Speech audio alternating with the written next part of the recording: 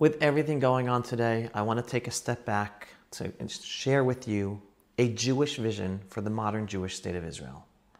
October 7th, the Simchat Torah atrocity has made clear to all that the political left's vision, the two-state solution, really delusion, rooted in appeasement, withdrawal, and moral relativism, while ignoring the true nature of the conflict, is bankrupt.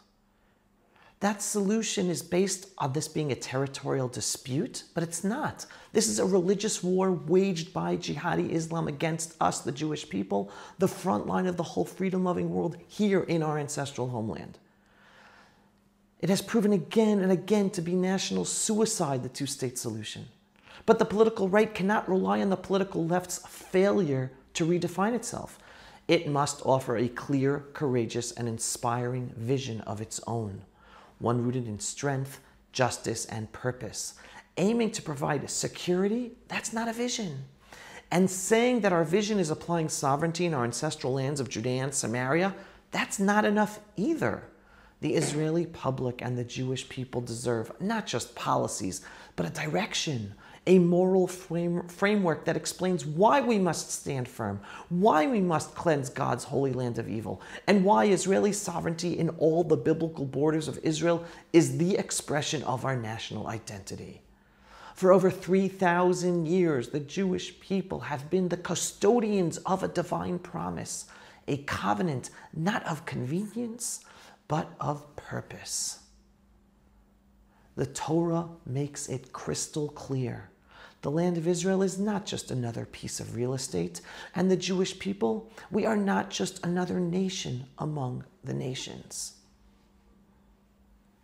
This land is holy because the Almighty Himself designated it as His holy dwelling place among His people. And that holiness comes with an uncompromising demand that evil cannot be allowed to take root here in His holy land. When we look through the Torah, the Bible, we find an unbroken message. The land vomits out impurity, injustice, and idolatry. Vayikra, Leviticus chapter 18, warns us that the nations who defiled the land before us were expelled precisely because of their moral corruption. Bamidbar, Numbers chapter 35, tells us that bloodshed pollutes the land and that God Himself dwells within it. And I quote, "For I, the Lord, dwell among the children of Israel," end quote. The message is simple and eternal. The land of Israel is not spiritually neutral. The land itself reacts. It demands holiness, it demands justice, and it demands truth. This truth is not ancient poetry. It is the foundation of Jewish nationhood today.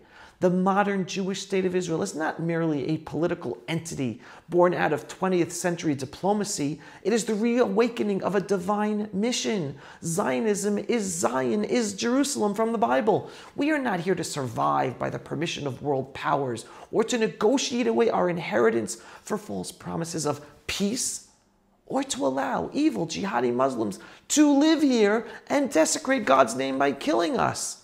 We are here because God commanded Abraham, Isaac, and Jacob, and through them all us Jewish people, to inherit, protect, sanctify this land, and get rid of evil, as God got rid of the evil communities of Sodom and Gomorrah.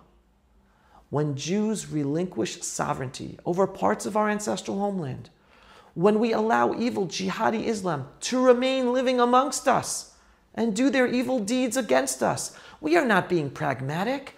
We are denying our purpose as a nation and going against our responsibilities as a people.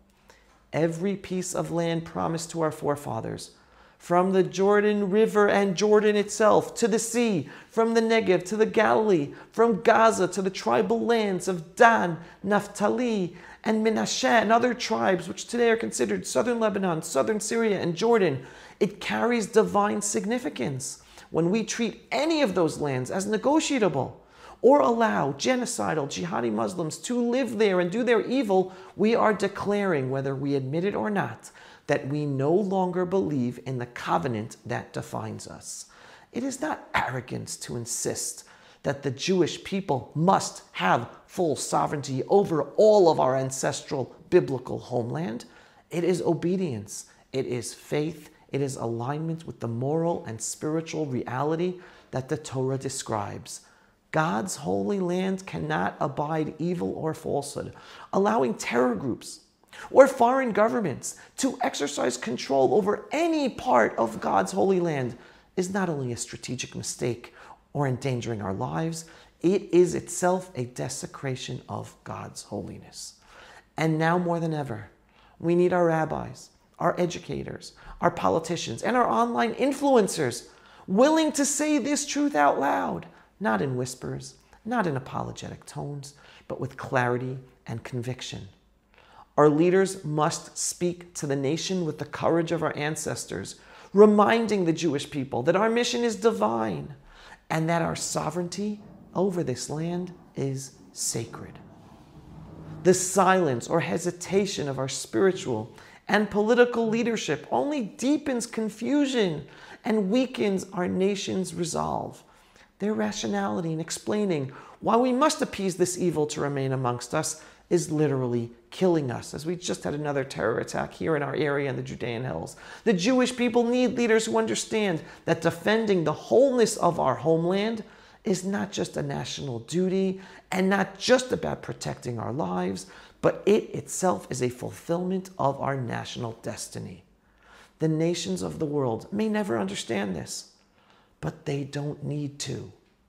What they do need to see is a Jewish nation that knows exactly who it is, a people unafraid to live according to our eternal divine calling. The Jewish people are not guests in this land. We are its stewards. We were chosen not for privilege, but for responsibility to bring divine morality, justice, and truth into the world through the living example of a sovereign, righteous nation living in the land of Israel as promised by God. This is the Jewish vision for the modern Jewish state of Israel. This should be a key part of every political platform in Israel's Knesset, parliament. It is the vision of our spiritual destiny in this land. And the sooner we embrace it with courage and with clarity, the sooner the land itself will respond in kind, not with turmoil, but with blessing and peace that comes only when a people and its land are once again united under the sovereignty of God in His holy land. The first step is to share this Jewish vision for the Jewish state of Israel with everyone possible. So share this video and this message. It's time that we own the true purpose of our destiny as the Jewish nation in this land. Strengthen your faith in God above. We got this. Great times are ahead, even though there's still going to be rocky times. But remember, Am Yisrael Chai. If you are not yet a subscriber to our daily, belief-based, inspiring, politically incorrect, truthful videos about Israel, the Jewish people, and the freedom-loving world, what are you waiting for? Go to pulsevisual.com and click to subscribe today. And yes, we are a donor-based operation.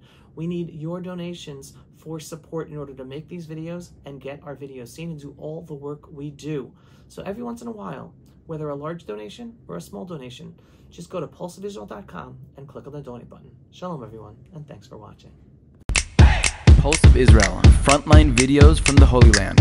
Support our work by donating today.